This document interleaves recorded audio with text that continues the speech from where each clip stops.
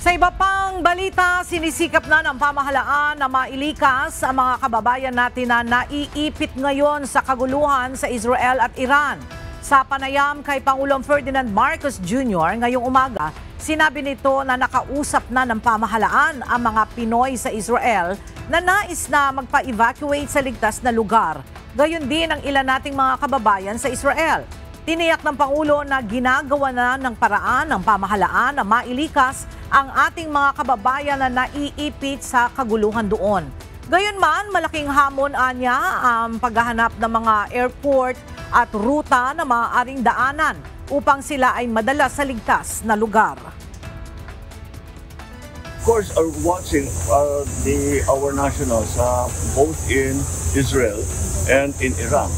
And as a matter of fact, we have already contacted all our nationals and asked them if they want to be evacuated. Some have asked to be evacuated out of Israel.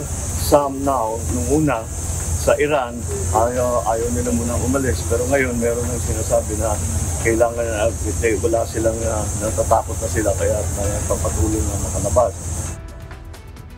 Sa kabila ng tumitinding sigalot sa pagitan ng Israel at Iran, sinabi ng Pangulo na sa ngayon ay hindi pa kailangan ang pagpapatupad ng mandatory repatriation sa mga Pilipino doon.